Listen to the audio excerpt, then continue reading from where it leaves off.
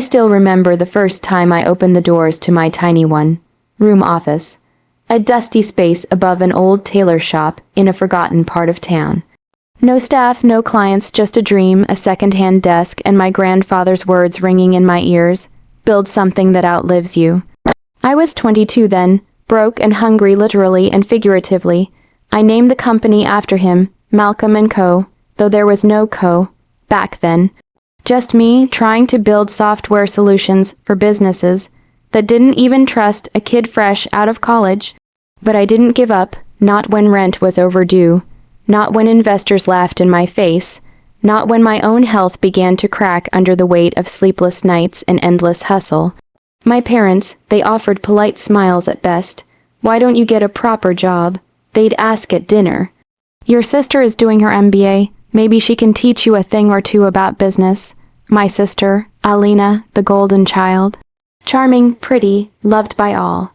She never worked a day in her life she didn't want to.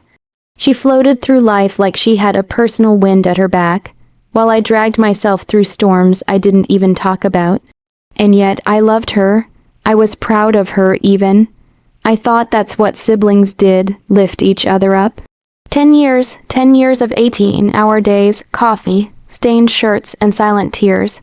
10 years of bootstrapping, bleeding, sacrificing relationships, birthdays, sleep.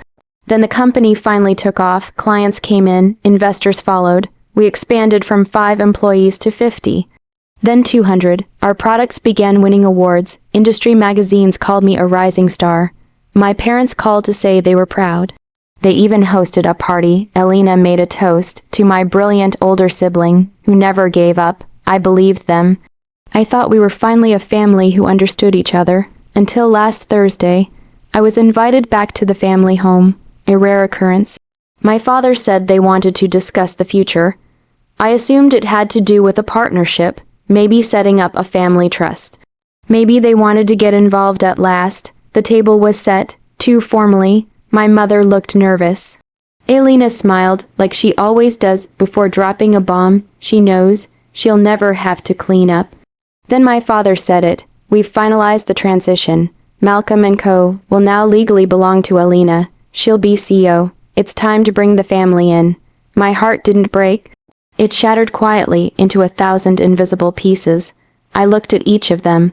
My mother avoided my eyes. My father was already flipping to the next page of some contract. Alina looked excited. I built that company.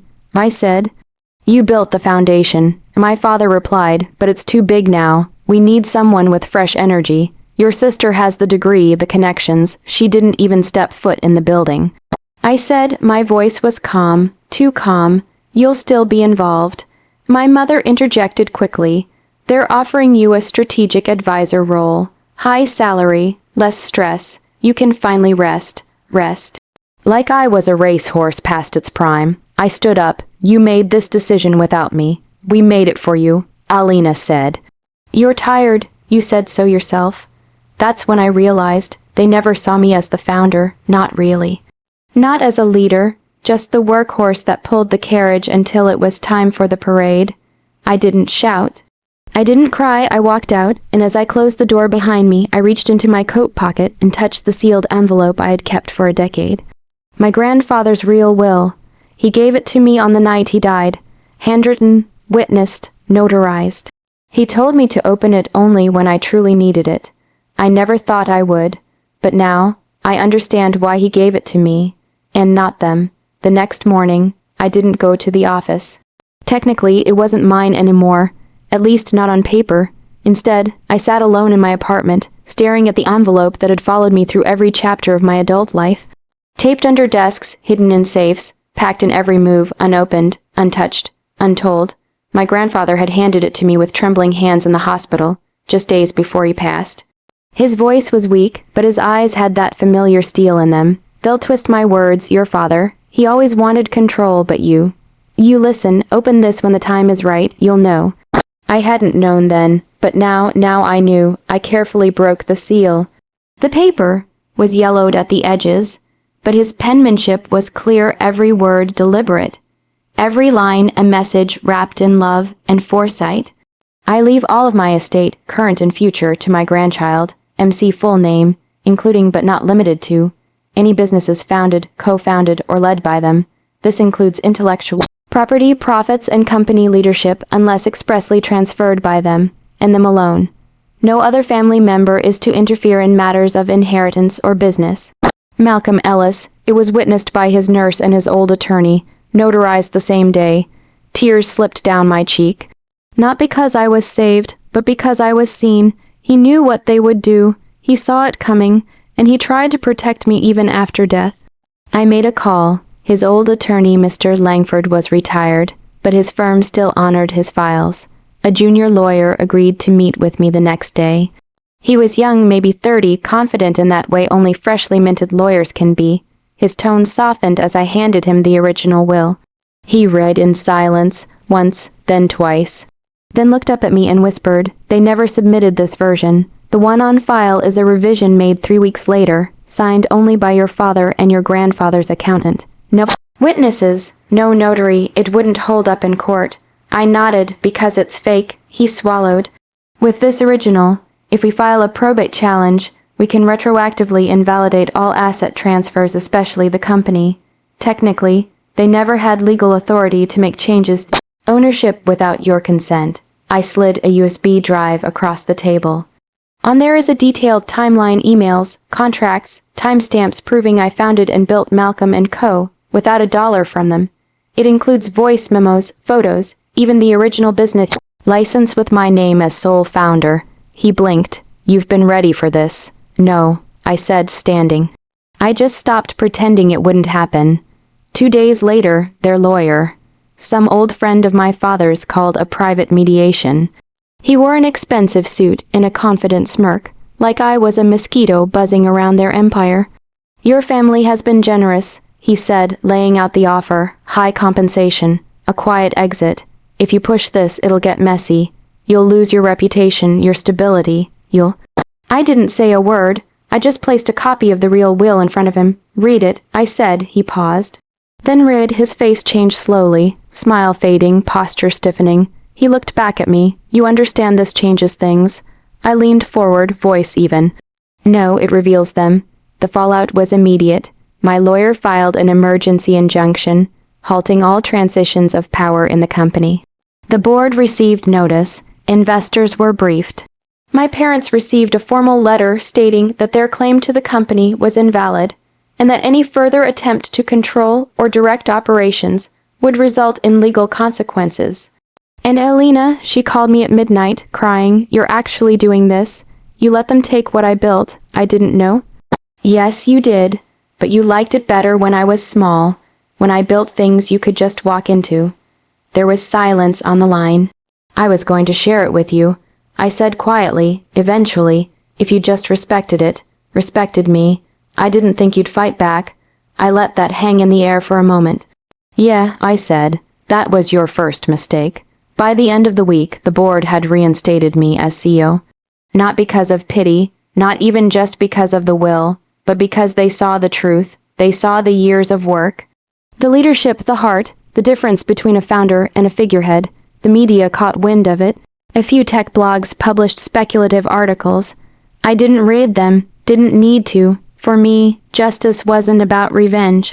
It was about restoration. I didn't want them to hurt. I just wanted my name back, my voice, my story. And with the will now public, they couldn't touch it again. They hadn't just tried to take my company. They tried to erase the decade I bled to make it real. My return to Malcolm & Co. wasn't triumphant. It was silent, no press conference, no victory speech. Just me walking into the lobby with the keycard they once tried to deactivate, still warm in my palm. The receptionist looked up, startled, then stood. "Welcome back, sir." I smiled politely. I never left. Upstairs, a few department heads had already heard the news. Some avoided my eyes, unsure where loyalties lay now. Some nodded tight-lipped, maybe ashamed they hadn't said anything when the handover was announced. But one thing was clear. The people who built this with me never doubted who I was. The transition back into leadership was surprisingly smooth legally, at least. The real will had shut down any further claims from my parents. Their legal transfer to Alina was voided. Any contracts they tried to push through in those 3 days were rolled back. My father tried to meet with me privately. I declined. My mother sent flowers. I returned them. Alina sent an email, a long one. It began with, "You've made your point," and ended with, "But I hope you can forgive us one day." I didn't reply because forgiveness is earned, not requested. Weeks passed, then a month, the noise faded. The media moved on to newer scandals. Our investors stayed loyal. A few even congratulated me, quietly in private, as if admiring a snake that managed to shed its skin. I didn't care. I wasn't angry anymore. Just done. I restructured the leadership team, promoted those who had stayed through the chaos. I introduced a profit-sharing system for all employees. I changed the company culture to reflect what it should have been from the start, a place built on merit, not bloodlines. And then I did one last thing. I renamed the company, no longer Malcolm & Co. That was the legacy my grandfather passed down to me. Now it would be Ellis One, a name that honored the future I was building alone.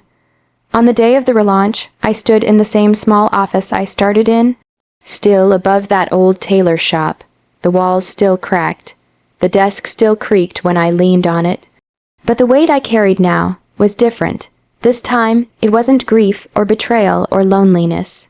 It was power, quiet, clean, earned. A knock came at the door. It was Mr. Langford's protégé, the young lawyer who had helped me bring the truth to light. "I wanted you to have this," he said, handing me a folder. "It's from Malcolm's estate, final notes, personal items. He asked that they be given to you once everything was settled." Inside was a letter, handwritten again, my grandfather's handwriting. "I always knew they'd try to take it from you, but I also knew something else. You wouldn't let them." I closed my eyes and smiled. He was right. I never saw my parents again, not properly. They tried to reach out, through mutual contacts.